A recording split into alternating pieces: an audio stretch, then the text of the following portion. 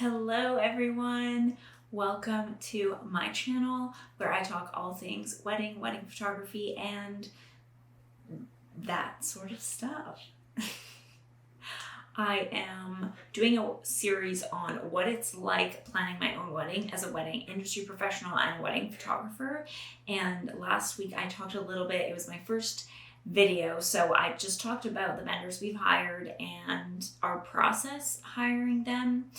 We have kind of all the core vendors, and from here on out it's just a lot of the more detailed things, bridal party attire, dresses, things like that. So I'm super excited.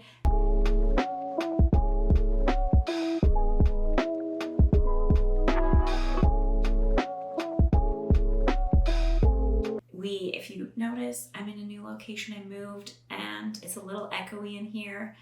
I'll do the best that I can to fix that for the next video. But for today, I'm going to talk about resources we've used and found really helpful, because I was going to talk a little bit more about bridal party attire and hair and makeup because that was kind of on my to-do list, but I haven't really finished those things.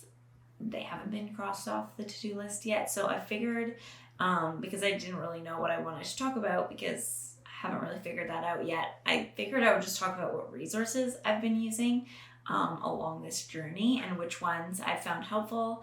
I don't have any on here. Well, I have one that have been unhelpful, but I'm mostly just going to stick to the resources that we've been using and what's working for us. So without further ado, here we go. That's where the intro can be. Oh, yes. So one of the biggest resource that we use is Google, obviously, but for me as a visual person, I find myself constantly looking on Google Images, which usually I end up getting redirected to Pinterest.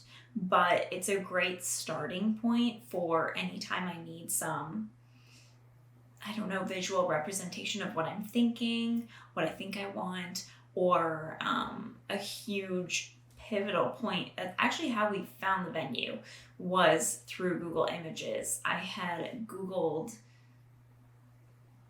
I actually can't remember now, but I think I had, you know what? We found the venue through a blog, so never mind, that's different. It was a photographer who I was possibly gonna hire as my wedding photographer, and I was just looking through her blog post, and I think that's how I found the venue. But the reason I knew I wanted to inquire with the venue further and look into them more is because of Google Images. I just Googled the name and then wedding, and then put that into Google Images, image search, whatever, and I found so many incredible images from other photographers at the venue as well. So it was really helpful for that visualization of, some of the weddings that have been at the venue have looked so different from what ours is going to look like, and so different from what, the first blog post I had seen was. So it really helped to see the variety that the venue could host. So Google Images is huge. I can't stress it enough. If you're ever hitting a wall with something, just try Google Images, because sometimes that visual aid really helps. And sometimes you get redirected to a link that doesn't help, but sometimes it's, a useful link because it's from someone's blog post, someone's website, and they might have other related content, tips, posts, vendors, or what have you that you might be looking for. So that was my top one. The next one is blogs, which I already touched on. So for sure, check all the blogs, all the classic blogs, Junebug and Green Wedding Shoes, The Knot. I'm trying to think. There's so many. They're all great for getting inspiration. And if you need, again, those visual aids for maybe like a bridesmaid color dress, maybe you're like, ooh, should we do pink or should we do purple? Those types of big wedding blogs can be super helpful for determining details like that. With that being said, this is my opinion as a professional in the industry. And as a bride, I guess too, they go hand in hand now that I'm a bride, but they're very one-sided in the cost of a wedding is what, I don't know how to say this. They post a lot of weddings and style shoots and elopements that probably cost a lot of money. You see these lavish florals and you're like, wow, that's so amazing. They only had a small guest count. Their wedding must have cost a little bit, but if you actually probably looked into what they spent or actually tried to recreate that for yourself, you'd probably end up breaking your budget based on just like the average Canadian, what the average Canadian spends on their wedding, which I think on Google it says like 30,000. Maybe it's less than that. Maybe it's like 28.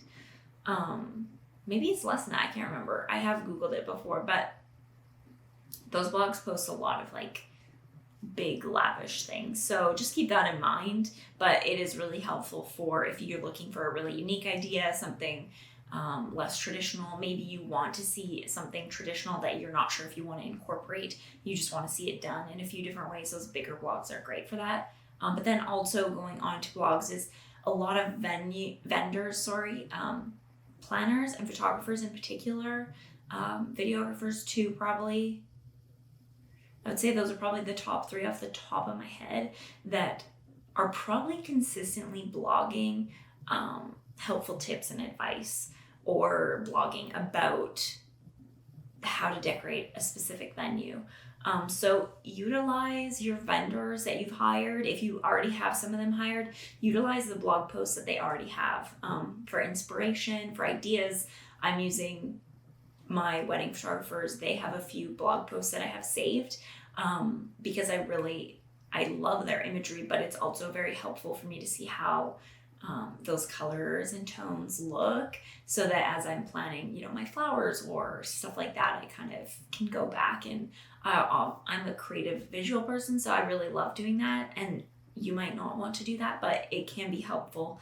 I post a lot of advice blog posts, but I know tons of planners and other photographers and just other vendors in general that also do that. So utilize any and every blog that you can find. And yeah, just like skim read through, if you're asking a specific question, just, get the top 10 or something and just quickly skim through all of them, or maybe 10's a lot, but just to help give you that guidance. So the next tool, and I actually have a lot to say, I'll try to make it brief, but is Wedding Wire. So as a vendor, actually, I'll talk from the bride side first. It doesn't really matter. As a bride, it's a great resource it's a search engine, basically. It's just like a master list you have to sign up to be on their list, but it's basically just a massive list of vendors I think they have an American one, so really North America. They might stretch further than that, but for sure in Canada, they're great. It's been really helpful and really resourceful for venue. Like our venue has a lot of information listed on their Wedding Wire page. So when we were debating them and looking for other venues, Wedding Wire was a huge source because it just kind of helped us get a rough idea for, is this venue going to fit in our budget, and do they offer the certain services that we're interested in. I mentioned that last video of just kind of, us in particular wanted, setup, tear down, bartenders, servers, things like that included in our venue fee. We just didn't want to have extra vendors to hire. So you can look for those details on Wedding Wire, which is really helpful. So it's a great search for that. I would say I haven't used it. I don't think I've used it for anything else aside from the venue and then the to-do list. Their to-do list, their master to-do list is really easy to follow. It's like segregated by month. So you have 10 to 12 months before your wedding, 8 to 10 months before your wedding, 4 to 6, whatever, it keeps going.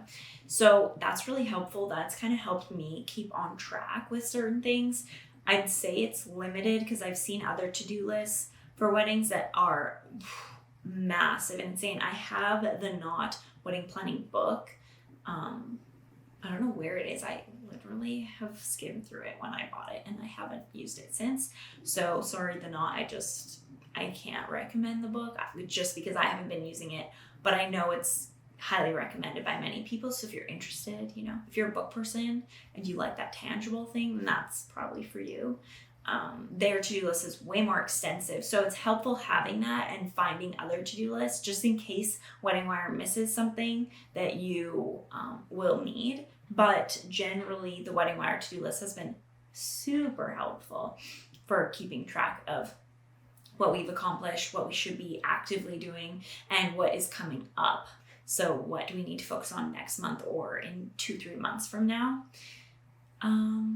Yeah, and then I can touch on Wedding Wire just a bit as a vendor. As a wedding photographer, I haven't had a great experience with Wedding Wire. So that's why I think I have a limited recommendation for it. I think people who use it probably really enjoy it. There are tons of forums on Wedding Wire with people asking questions, like one of them I found I was reading the other day, is it weird to have black bridesmaids dresses in the summer? So there's lots of forum questions like that. The answer was mostly no, if you're curious, because I was. But Wedding Wire is a good resource. Yeah, I personally haven't used it for anything aside from that. Yeah, I'm just not a fan as a vendor. I think that many other vendors have mixed opinions. I think some like it, some don't. So that's just something to keep in mind. The level of communication that I get with each inquiring client on Wedding Wire is really limited. I'm just going to turn. So I think that's why I probably don't like it. So just keep that in mind if you inquire and you don't hear back right away, or you don't hear back kind of after a little while. It's probably because if I want all your information to follow up with you properly, I have to pay Wedding Wire. Otherwise, I don't get anything. I just get your message and your first name. And a lot of people will just say, this is my date, and what do you charge? And it's just like, that's not, I don't know, it's not an easy inquiry to respond to, because sure, I could just tell you what I charge, but I also don't know what you need or what you want from me. So that's why I don't like it as a vendor, because I don't pay for that extra feature. So I guess it's just something to be aware of, that different vendors will pay different prices to have higher rankings, to have more accessibility to your information that you have on your portfolio. Or your, I don't know what it's called, your profile, I guess. So just keep that in mind. I don't think that's a negative towards it. That's just something to be aware of. I don't know. I just wanted to share my experience from both sides because I can. So the other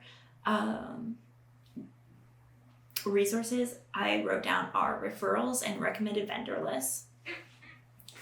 As someone who has a really more extreme, less traditional, fairly unique creative idea for our wedding, I haven't been using the recommended vendor list almost at all. A lot of those typically are vendors that work really well together to create like kind of a standardized look, and lots of people want that, and that's awesome. If you want that, those lists are going to be your best friend. So there's nothing wrong with using those. We used it for, I think I mentioned this already, but our DJ was on our venue recommended list, and the transportation.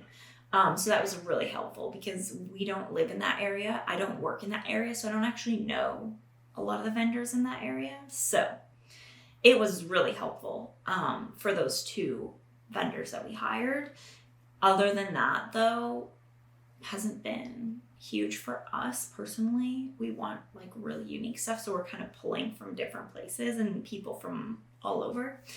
Referrals, yeah, just ask, if you've hired your photographer and you can't find a hair and makeup artist, your photographer probably knows someone, or at least can, network in their little group of their network to find, they can ask in their network, to find a vendor you're looking for. And yeah, just asking around is great, because I would never, as a business owner, I would never give you a name of someone I didn't recommend 100%. So, and if like no one was available, then I might give you names of people who I don't know, but who are available. So it can be helpful just to ask around. We haven't had a ton of referrals at this point. I'm trying to think. Yeah, we haven't had a ton, but that is just on my list because it's a pretty obvious one. And it has helped for, it did help. Okay, my next one, I'll jump in, I'll explain, is Facebook groups. So Facebook groups are, I'm sure many of you have a hate-love relationship with. I know I do, because they can be really overwhelming. There can be a lot of, I say junk, but it's just posts that aren't relevant to what you need. That's not necessarily junk, but like, stuff you're not going to actually read through. So I find if you're comfortable and you're in a few wedding groups, use keyword searches in those groups. I think it's just on the left-hand side in a group. I can't remember. But doing that to find vendors is super, super helpful. Doing that to find inspiration, decorations. People sell stuff on there too, so that can be super helpful. We're probably going to get some of our decorations on Facebook, so I'll keep you guys posted, but we haven't actually had a discussion about what we're doing yet. Although the dollar store actually has some good stuff, and I'll share more of that. I should do like a full vlog, but it's all in the basement, so that'll be another video. Facebook groups, what was I going to say to that? Oh yeah, so I found hair and makeup artists through Facebook because I had originally asked a friend of mine to do it and she couldn't, so she referred me to someone, or a few different people, and they referred me to a few other different people after emailing all of them. Basically, I think all of them. None of them were available, which sucked, but it is what it is. I'm a little late to the game right now for hiring hair and makeup, and I totally get that. Kick the can a little too long, but Facebook groups is how I've ended up hiring my hair and makeup. I haven't officially hired anyone yet, but I have 3 possible options that I'm looking at right now. So Facebook groups were really helpful for that. And I just posted, this is my wedding date, I'm looking for this service. Any other details you feel would be applicable, you could add to your posts, but Facebook groups are great. So if you just look to the area you're getting married or the city you live in and wedding, so like Toronto wedding in Facebook, and then hit the narrow search by group, you'll find tons of groups. That's a huge one. That's also great if you're on a budget, because lots of people will, buy stuff off Facebook, use it for their wedding, and then sell it on Facebook. So you just like slowly the price just gets like lower. So you can find some pretty good stuff there. For decoration that I've seen. Oh yeah, and then the last resource that we've used is actually, which this is unfortunately not one I can like just let everyone have, but I, as a wedding photographer, when I finish a job, I send a feedback form to every client, and every client gets to fill that out. And on there, I ask where they got their suit from, their tie from, their hair accessories from, their whatever from. And that, I've actually gone back through about 3 different clients' forms to get some like tie and suit recommendations for my partner, Jake. So that was kind of a lucky industry resource that I'm able to leverage myself. I personally can't share. I'm not going to share that information with you, at least not right now, but happy to talk further about who we hired that later on. And I asked Jake what his best resource has been throughout this, and he said having a partner that's in the wedding industry. So these are my recommendations for wedding resources. Yeah, I can't wait to share more. I'm gonna take more videos and share more from this point on, because this point on is a lot more decor and details, so it's a little bit more fun and engaging. But yeah, I would love to do more FAQs and talking about our process. So ask your questions below and comment, subscribe, like, and I'll check you at the next video.